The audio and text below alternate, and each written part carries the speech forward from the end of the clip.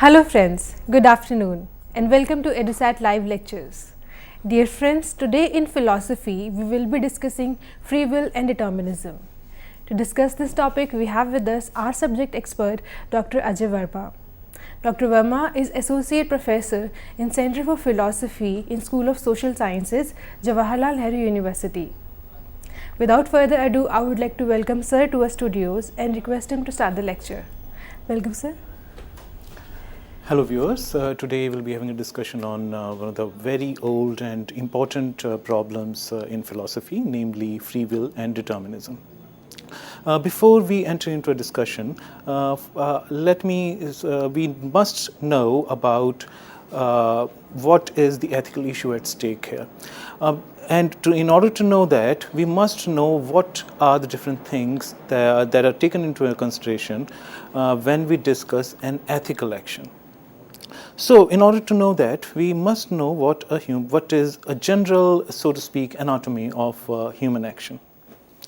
It stands to common reasoning that any human action requires basically three things. One is will to act, from where it all starts. Unless you have a will to act, the action in a way wouldn't even be initiated. So first of all, there has to be a will to act. But even prior to the will, a will to action requires some kind of a guidance, some kind of propelling force which has to come from somewhere. And that kind of force in the form of motivation could come either from desire or intellection. So first of all, what we need to understand is that there is a will which results in action, and prior to will, there has to be a motivation for action. There is a thought that goes behind any action. So, having understood these three main components of any human action, we could proceed into a deeper discussion of that. Now, next point in view would be what could be the different kind of motivations behind a given action. There could be several ways of looking at, but the most common the most common factor that propels somebody's will to action are desires. So, on sort of most of the occasions, we act upon our desires, and this is also seen in the animal world. So, most of the actions are propelled by common desires. We desire something, and in order to achieve that, our will is guided by that desire, and ultimately we try to achieve the object of our desire through action. That's the most common thing. But as Aristotle earlier in Greek philosophy said, human beings are different from animals. And what is the main factor that distinguishes us from other organisms in nature? That is the capacity to intellect. So, according to some of the earlier Greek philosophers, human person has both these faculties. A human person has certain desires which are sort of more or less natural in nature, and there is another capacity which distinguishes us from the other living organisms, and that capacity, that faculty, is the faculty of intellection. So according to Plato, most of the times and most of the living organisms in the world are motivated to act by simple desires.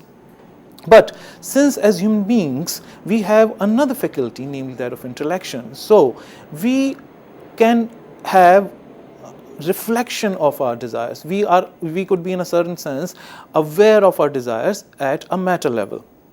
So it's not that in other sort of biological organisms there is a certain immediacy that we observe about desire. So there's a desire, and then that sort of living organism immediately acts upon that desire. So that that kind of a gap is missing between desire and will.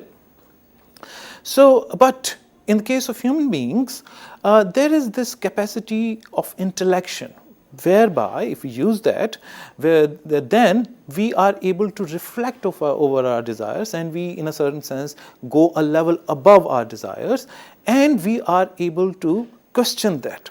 So say for example, we all desire happiness, we all desire pleasure, and according to certain ethical philosophers, say for example J.S. Mill, since we desire pleasure, therefore all the actions according to him should be directed towards maximizing human happiness. So happiness for maximum number of people, maximum amount of happiness for maximum number of people. This is how we should judge our actions. So an action would be good if it results in maximum amount of happiness for the maximum number of people.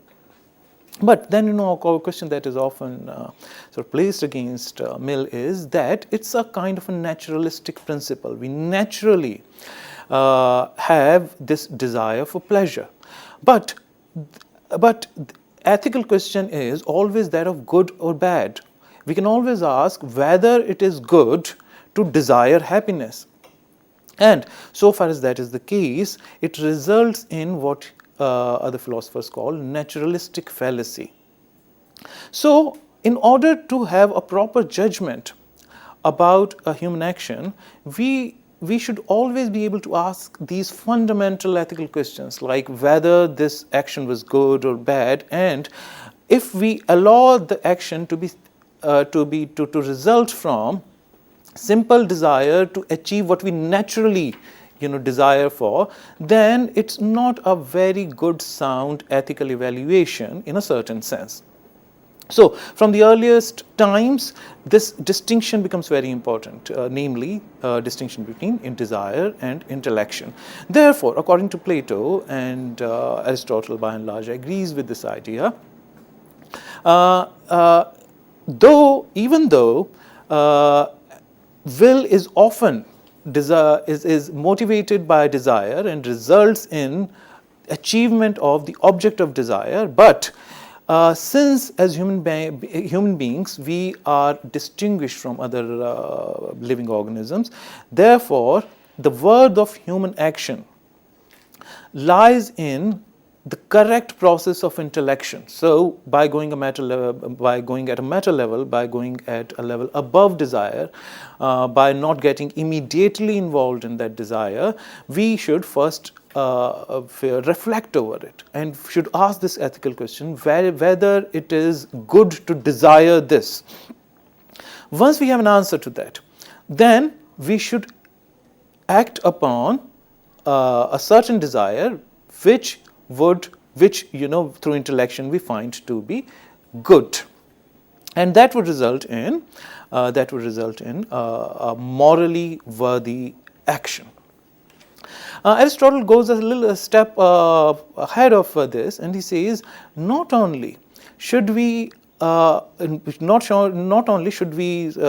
into this process of intellection before we act upon certain desires, but we should make it a virtue, we should make it a habit, that whenever we are willing for a certain action, there is a certain desire behind it, and we should make it a habit to involve ourselves in process of intellection in order to judge whether the decision being taken by us regarding a particular action is good or not, or is good or otherwise. So this is an important distinction in the matters of motivation. If we immediately act upon our desires, then in a certain sense it becomes difficult to say that our actions are freely originated. But since there is this process of intellection that also simultaneously goes on before we act on our impulses, from that point of view, one could always argue that human actions are, in that certain sense, free, because we might have desires, but if we are aware of those desires, then we are free to choose to let those desires activate our will into action. So in that sense, we are free to act. But there were also a certain other set of philosophers, early Greek philosophers, who argued otherwise than this. So there was Pythagoras, who believed that there are entities in the world, and there are certain relationships that exist between these different entities.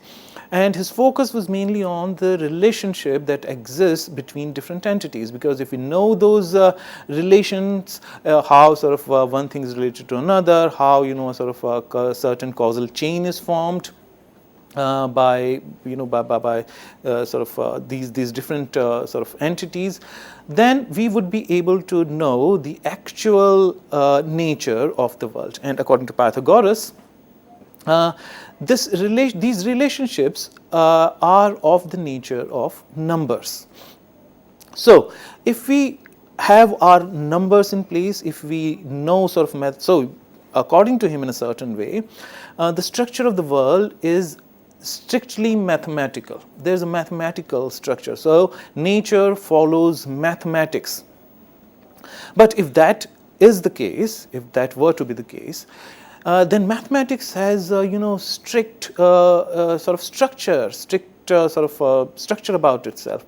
So say, for example, like 2 is 2, 2 plus 2 is always it always equals to 4, irrespective of who's doing the calculation and so on. So or what is the object of calculation?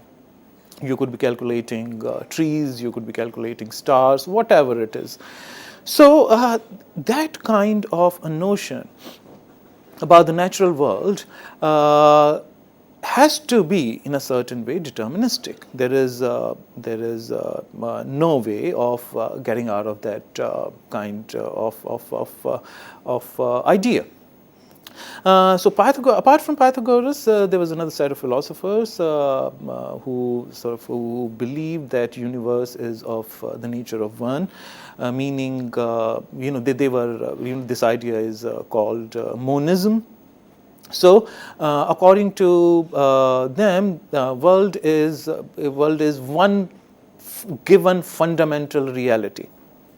So if that were the case, then again, if it is one fundamental sort of reality that is all pervasive, there has to be a certain kind of determinism involved in that kind of notion of the world. So among the major figures in early Greek philosophy, Pythagoras and Parmenides and Zeno, who represent some of the earliest forms of monism, they represent some of the basic arguments, earliest arguments in favor of certain kind of determinism. So now, sort of moving on from there. So so motivation, will, and then action.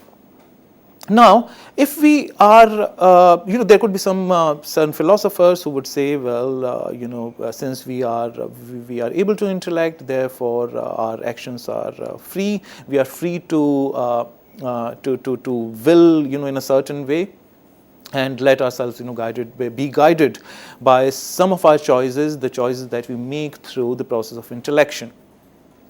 And then there are some other set of philosophers, as I pointed out, who believe that the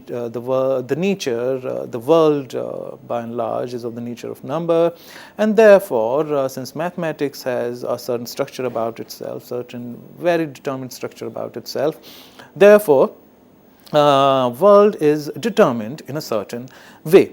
But apart from that, even if our will to be were to be always free, we may not be always free to act upon that.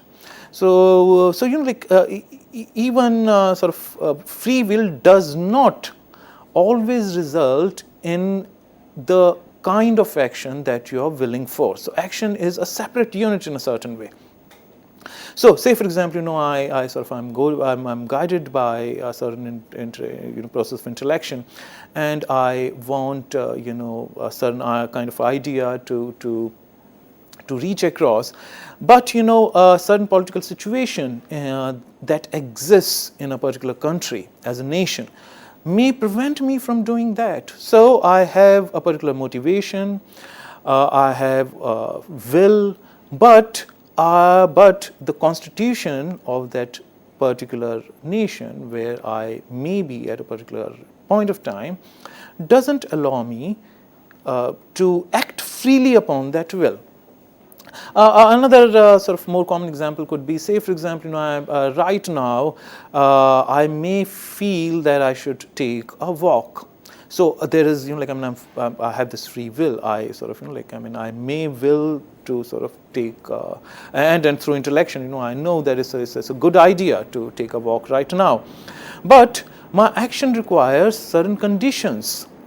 Say for example, if it might be the case that is right now it's raining outside, so it wouldn't be like I'm in a certain way not free to or say for example if there is a situation of curfew, even if I will to go out and take a walk, that free action, at least for the time being, is not possible.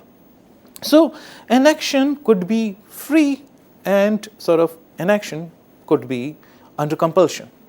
So with regard to free will and determinism, we must keep in mind the structure or the anatomy of human action, which involves these three very important components, which are motivation. Motivation, has two further components. Motivation could result from a simple, immediate desire, or we may also involve ourselves in a higher order activity, namely intellection, and then we may choose a certain kind of a desire, or we may choose to refrain from a certain kind of desire to motivate our will.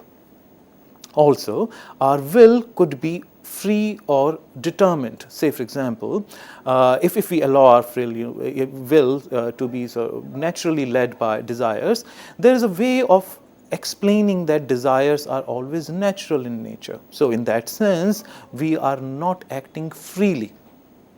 At times, there could be arguments to prove that our will is always determined in a certain way. Say, for example, now there are sort of increasing number of evidences in the discipline of psychology, science generally, that even the way we behave, even the way we think, the way we become sad, the way we become happy about things, it could be all chemically determined. So in that sense, our will could always be determined. And then action as a separate unit, sort of even if we are willing to act in a certain way, we may not have free action. So compulsory action, sort of acting under certain kind of a compulsion would involve certain determinism of sorts. So these are the different sort of components according to which we could decide upon whether our actions are determined or are a result of free will. So if motivation behind our action is desire, then there is more of a reason to believe that it's a deterministic kind of a scenario. If our motivation results out of intellection, that means we were aware of the desires, so it is more conducive to free action, so on and so forth. So once having understood it, we could look at the problem of free will and determinism in a certain, from the point of view of history of ideas. So I sort of just told you in the beginning of the lecture how this problem was viewed in earlier Greek philosophy by some of the main philosophers. But by the time we reach medieval, by the time we sort of first 1,000 years nearly later on, so we have dominance of religion on ideas. So this period is also known as scholastic period. What does scholasticism mean? Scholasticism mainly is an idea that reason should always be subservient to certain ideas that have been already expressed in a particular religion. So, if you are saying, if you have any idea which is not in consonance with some of the religious notions already held, are already held sacrosanct by a particular group of people, then you wouldn't be allowed to in a certain way to have those ideas. So, in the realm of religion, also, in a certain way, this debate is very important, takes a certain different kind of hue and shape. So, during medieval times, during scholastic period, this problem is mainly taken up in the realm of religion. And how does it occur there? In the realm of religion, there is one dominant idea that God is omnipotent, meaning to say that God can do any conceivable thing. So, God is omnipotent. But also apart from that, God is also supposed to be by definition omniscient. What does that mean? The word omniscience basically at a very broad level signifies the notion, the idea that God knows everything that's possible to know. What does that mean? That also would mean that not only God knows whatever has happened in the past, but God would also know whatever is ever going to happen. This also is an idea that results from is concomitant with the idea of the maker God, or the designer God, as we call it in medieval philosophy. So, if God is the designer, is the person who has designed this universe, then God knows what was the purpose of creating this universe. So, God would know whatever this universe would ever result in. What does that mean? That means God has foreknowledge of the events. Foreknowledge meaning knowledge of the events that have not as yet happened. Now, one might wonder, then what's the problem with this? The problem with this is that if you know all the sequence of events that are ever going to take place in the universe, that has an assumption implicit in it that all the events are already preordained. So, foreknowledge, the idea of foreknowledge, any kind of foreknowledge for that matter, is concomitant with the idea that there is a definite sequence of events that are going to unfold in future, which also would further mean that the future is determined. Things are going to be as they are preordained to be. So, if things of all the sequence are already preordained, then it significantly, not significantly, one could say absolutely undermines the idea of free will. Because if, an easy way to understand this could be somewhat like this. If something is going to be happening in any case, then whatever I do is already preordained. It was going to happen in any case. If that were so, then in a certain way, what the thing that the something that my will resulted in could not be out of that event could not have resulted out of a free will. So, I was predestined to will in a certain way, and if that were the case, then my will was not free. So, the idea of foreknowledge conflicts significantly with the idea of free will. Another way of looking at it could be that if world has been designed in a particular way, then, and if it has been designed by God, who is omnipotent and who is omniscient, then this world should have been perfect. because God should have, by definition, designed a perfect world. But it stands to reason, and it's also suggested by the way we feel in this world, that probably this world is not the perfect world. Why? Because this world seems to have a lot of evil things in it. So there is this notion, this idea of free will conflicting with sort of God being there as a designer could be viewed from this angle also. So why is there an evil? Why is there so much of evil, bad things in the world generally? So if this world is a result of divine will, that means something has gone wrong with the divine will.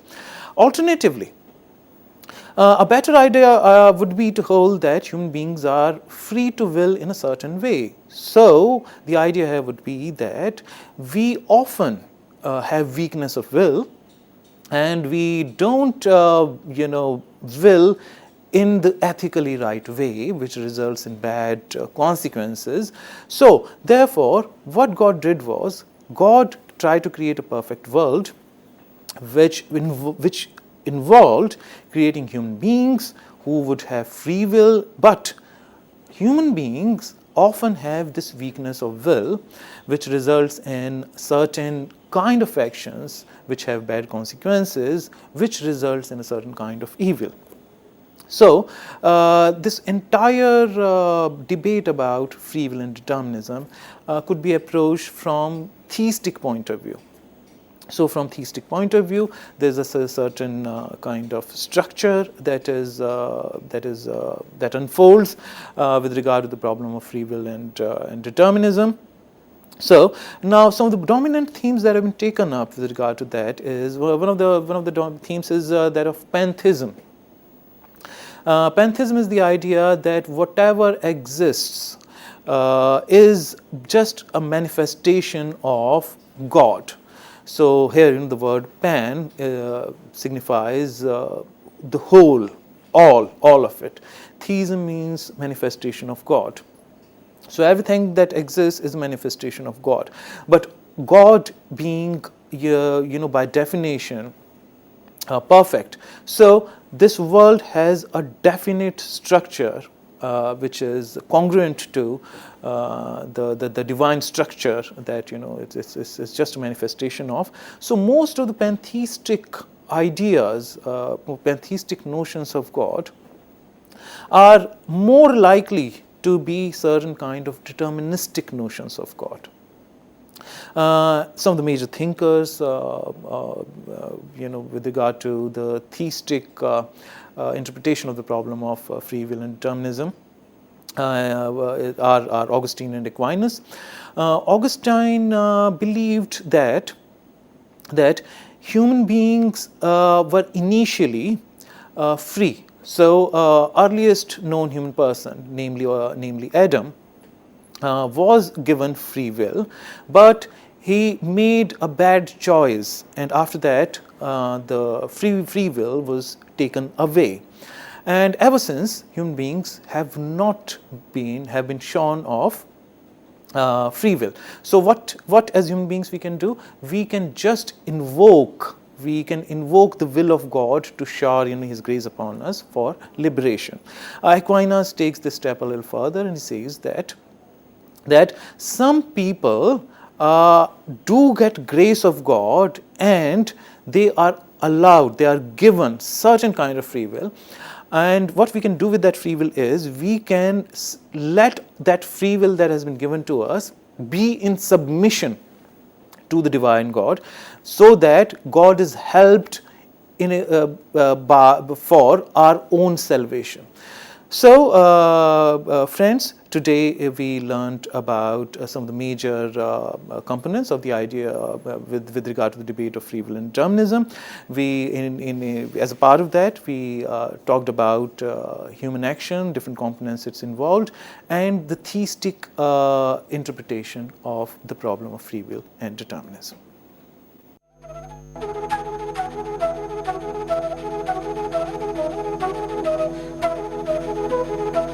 Thank you.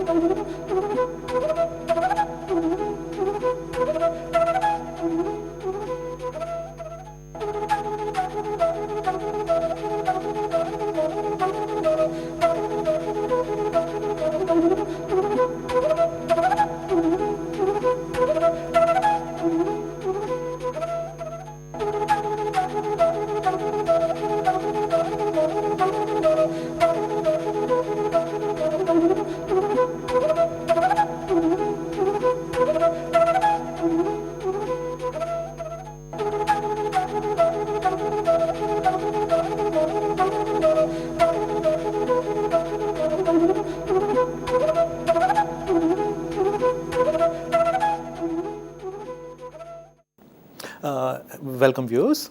So we were discussing the problem of free will and determinism.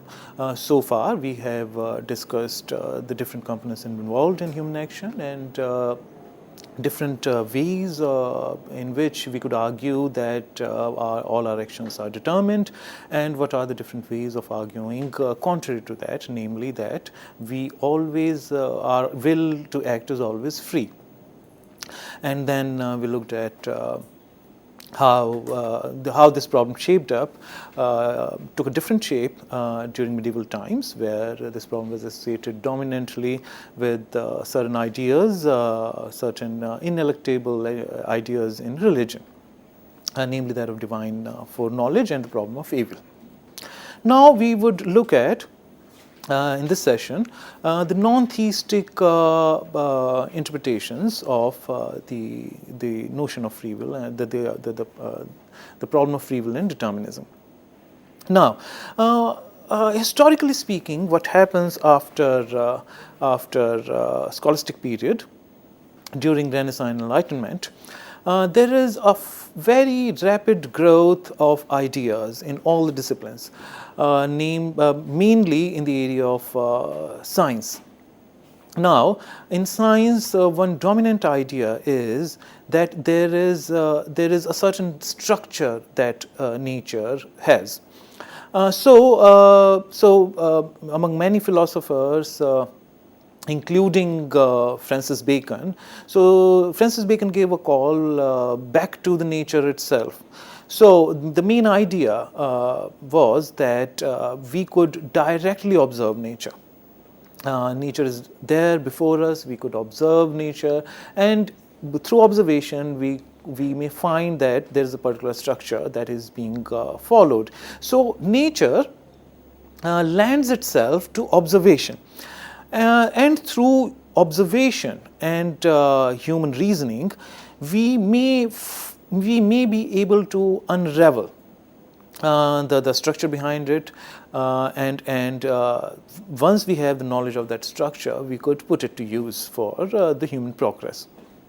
So the idea that was coming up was like by and large, sort of an idea of universe which was dominantly material in nature, and so on and so forth. Now, that being the case, we could have direct observation of the nature of nature, and it would result in a certain kind of knowledge. But that would also involve an idea that nature follows this chain of cause and effect. So any event in the world, any event in nature has a particular cause behind it, which would explain why that particular event happened. So if we are looking for an explanation, direct explanation of some event, then we need to go a step further than that, and we need to find out what are the causes, what was the actual cause of that particular event. Now, of course, this idea is not new. In Indian philosophy, there is the particular school of thought, it's called Nyaya system. They also define cause somewhat like this. According to them, cause is an aggregate of what they call bodha-bodh samagri, conscious and unconscious entities, which are both necessary and sufficient to result in a particular effect. So the main idea that I want to convey here over to you is that any sort of scientific explanation of the world, any realistic kind of idea, because scientists believe dominantly in realism. So any idea regarding any explanation of the world would involve explaining an event in terms of effect of certain causes.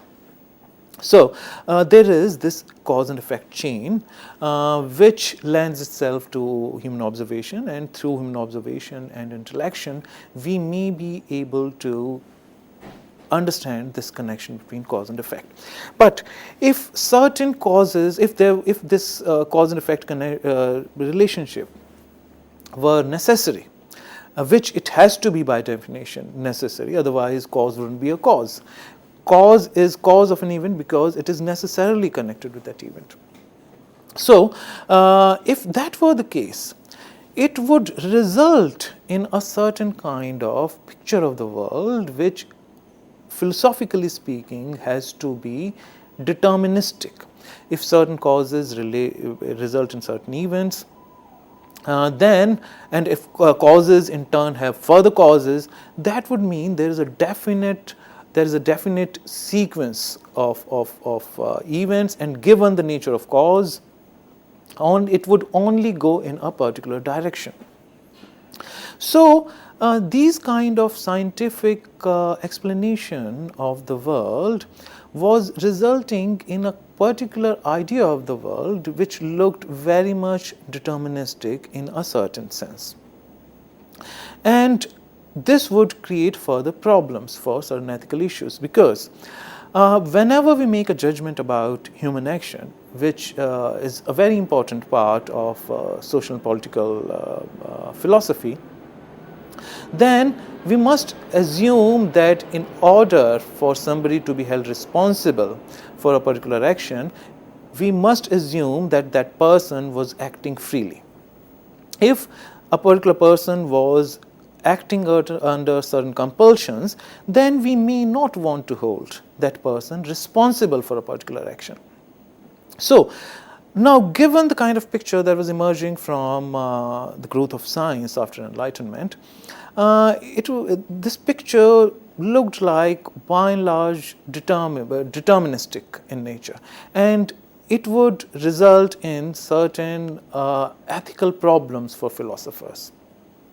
So, apart from many sort of kind of problems that arise, we could sort of take an example of few. Now, it is believed that we are free to act because we are equipped with this capacity to intellect. We can reflect over our desires and finally could take a decision about their rightness or wrongness, and accordingly act upon that. And we believe that becomes possible because human mind is there. So, intellection is a function of mind. But after the rise of science, there is this growing, this set of philosophers who would want to believe that the brain and mind are in a certain way conflated. They are in a certain way coeval and coextensive, and in a certain way also coterminous. So, limits of mind are also limits of brain. What does it mean? It means that whatever we may be thinking, whatever mental functions we may think of, including intellection, whatever sort of functions that our mind may be involved in, it could be even for that matter feelings, are a result of certain physical structure of the brain. So, any mental activity, any psychological activity, any thinking is reducible to certain events, certain physical events happening in the brain. If that were the case, then this important distinction between abstract and concrete, abstract and material, collapses in a certain way. This distinction is problematized in a certain way. But ideas, say for example, mathematical ideas, scientific ideas, are result of a certain kind of abstraction. And if that were reducible to activities in brain, it results in a particular kind of philosophical problem. So, if brain and mind were coextensive, coeval and coterminous, then it would result in certain kind of idea which would be dominantly deterministic in nature. Also, also it may be sort of important, it may be interesting to note here that when we look at history of ideas in classical philosophy, classical Indian philosophy, we find two schools, namely Charvakas and Vedanta. Charvakas believed that consciousness is property of material. So, consciousness is property of body in a certain sense. Body is material in nature, made of what is called Panchabhutas, main 5 fundamental elements. And these fundamental elements mixing up in a certain way result in certain kind of additional quality, namely that of consciousness. So, therefore, material or the body is prior to consciousness, takes precedence over consciousness. So, all the functions of consciousness are functions of certain kind of material composition. As opposed to that, there is this Vedantin idea that fundamental reality is of the nature of consciousness. And the dominant argument that is given for that is that in dreams which are result of consciousness, dreams which happen within the sphere of consciousness, also involves our perceptions of, so to speak, physical objects. So, in dream, the objects that we see, we don't think of them as abstract, as non-physical objects. They present themselves in the dream as if those were actually felt physical objects. So, according to them, since consciousness is capable of creating a feeling that we have a perception of a concrete world, therefore, consciousness is prior to body. So, there are these two strands of thought, which would result in different sort of directions of arguments regarding free will and determined, and whether it's determined or sort of undetermined fundamentally. So, Charvaka's idea would be more conducive to prove that human will is not in a certain sense free, because after all it's a result of certain material composition, whereas Vedantin idea would be more conducive to argue that we do choose freely.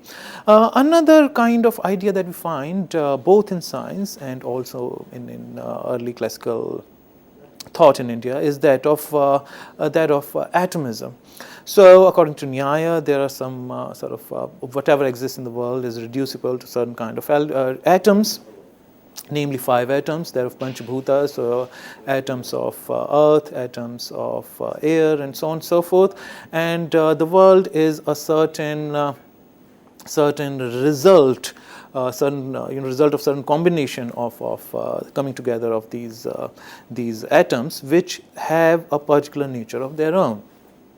Similarly, in Sankhya, the idea is that Prakriti has 3 main components, the tamas, rajas, and so on and so forth. So, sattva, rajas, and tamas, and whatever we see in the world is a result of a certain combination of these 3 different types of we could say energies of sorts. But if that is the case, then that would also mean that it would result in a particular result in a world which would have a particular nature. Therefore, in a certain way, it would be a deterministic world. But then both Sankhya and Nyaya have a certain view of the self, whereby the human choices are sort of supposed to be free. So, we don't want to go into that sort of debate because time wouldn't allow us. But overall idea is that atomism, whether it's of the Nyaya kind or whether it's of earlier Greek times, the idea of atoms maintained by Democritus in early Greek times. So, it is more conducive to result in a certain deterministic idea about the world. So, scientific explanation of the world in terms of cause and effect would dominantly result in a deterministic view of the world. Also, logicalism, if all the propositions are true and false, then they are true and false for at any given time. So that would also result, in a certain kind of deterministic view of the world. So logicalism is another, way of thinking which would result in a deterministic viewpoint regarding the world. Also, psychologism, if the way we think, the way our mind operates, if it is a result of certain kind of psychological process, then that would result in certain kind of a deterministic view. So, all these views pose a problem for an idea of free will. But further on, the problem is that if we do not have free will, then we cannot be held responsible for what we do, which is which would be a big problem, would be a big issue for philosophy of law. So whether we can punish a person for doing a certain act. And now moving on from there, whether we have free will or not, do we have free will? To that question, we could have different responses. So there are a certain group of philosophers who believe that human beings have free will. So determinism is the idea that things are causally determined. Since whatever sort of event we may conceive of has certain causes, it's an effect of a certain cause. So therefore, things are determined in a particular way. As opposed to that, the idea of free will is that free will, by definition in that case would be human capacity to do things otherwise than they are designed to do. So despite any determinism, if we grant the premise that we can do otherwise than the way things are determined to be, then we believe in free will. The major question is whether free will exists or not. Now, libertarian, in answer to that, do grant this definition that determinism involves a belief in the idea that things, any event in the world has certain causes, and given that there is a definite sequence of events, and given that whatever events are already determined. So, and also somebody might say that human free will by definition is something, it's a capacity to do otherwise than what we are determined to do. But a determinist would say that free will, given these definitions, free will does not exist because things are already determined. As opposed to that, there is this libertarian idea according to which the definition of free will is capacity to do otherwise than the way things are determined to be. And in addition to that, a libertarian would argue that free will exists and things are not determined. Now, as opposed to both of them, as we can very clearly see, a determinist would argue that determinism and free will cannot both go together. So, therefore, this kind of an idea would be an idea resulting from non-compatibilism between determinism and free will. As opposed to that, there are certain group of philosophers who try to argue that it could be granted that given a certain nature of the world, things are in a certain way causally determined. And also, given the definition of free will, that it's like free will by definition means being able to will otherwise than the natural sequence of events. They they yet, believing in both these things, they yet believe in the third premise that there is a possibility of free will. So they grant all the three premises. So this is called a compatibilist position. So a compatibilist, in a certain way, tries to show that determinism and free will are not contradictory to each other. There could be ways of believing that they are compatible to each other. Now, there are very sophisticated arguments that have been offered for that, but one fundamental idea in almost all of those arguments is that the moment we know that things are determined in a certain way, that means we have distantiated ourselves in that moment of awareness from that sequence of events that we are talking about. So, any reflective movement about determinism takes us away from those sequence of events. So, even if the things are determined, simultaneously, since I'm aware of it being so, I could yet have free will. So that's the basic intuition, that is the basic idea that most of the compatibilist theorists further, build their arguments from. Now, as opposed to that, there is yet another idea. That is brought forth, propounded by existentialists, who say that in any given situation, whether we know it or not, we are free. We are condemned to be free, as they talk about it.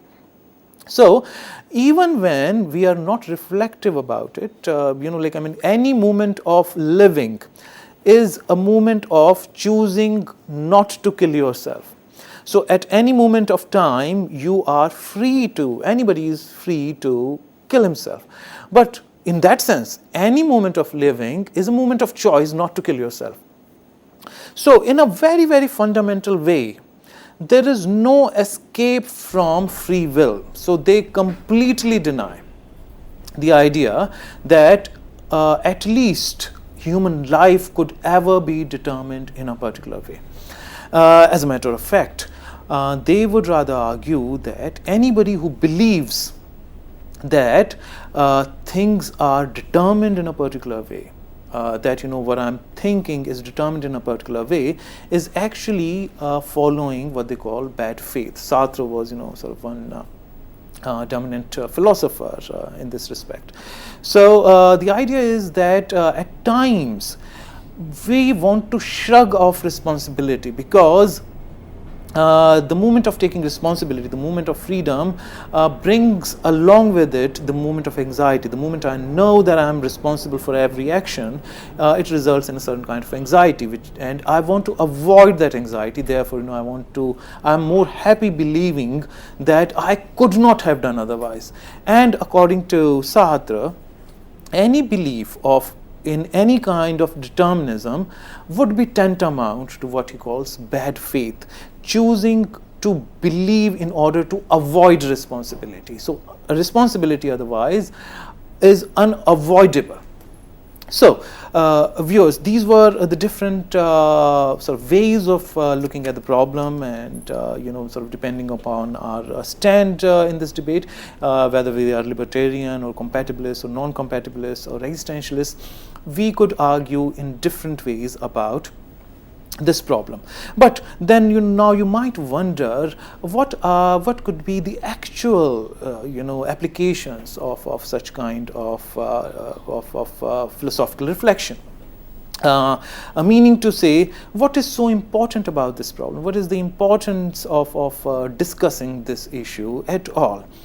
Now, from the point of view of the applied cases, all of us would agree that from the point of view of law, we could think about punishing a person if we actually believe that that person had the freedom of choice. Say, for example, if we take up the case of juvenile justice, we are often in favor of not such harsh punishments, being given to juveniles. The reason for that ultimately would be that probably children lack in the capacity, of intellection. They act entirely upon their desires. If that is the case, then they are unaware of the good or bad consequences. If that is the case, then we should rather not give harsh punishment. Then it would be sort of in a certain way, it will it's a natural idea that we shouldn't really in the absolute sense of the term should hold them responsible. Also, sort of there is this dominant idea that we shouldn't think about the consequences of an action. We should think about the intention of the person. So if you had the intention of murdering a person, and even if that person doesn't actually get killed, one could say, well, since that person was intended to be killed, the person who intended to kill the other person should get the punishment for, had the consequence been that that person had died. So since there was a freedom to choose, and that person chose to act in a particular way, so therefore irrespective of the result of action, the punishment should be based on the intention, the willingness of the individual. Also, there are in particular sort of notions about there are growing evidence in the scientific world that people having certain kinds of dominance of certain kind of hormones tend to commit crime more than others. So maybe a good idea could be give them certain chemicals, doses of certain chemicals which would reduce those hormone levels, which would result in a certain kind of quote unquote reformation of a kind of those criminals. But and that's a very deterministic kind of a view. Now it's a problem that could be taken up by philosophers, whether and other cases could be cases of de-addiction where I have a certain desire to do, and I don't want to act upon that desire, and so on and so forth. So friends, in this session we learnt about different responses to the question whether we have free will or not, libertarian, compatibilist, non-compatibilist, and existential responses, and some of the applied cases of this problem. Thank you so much. On that note, I would like to thank sir for this lecture, and I would like to thank you, dear friends, for watching our show. Stay tuned and keep watching. Thank you.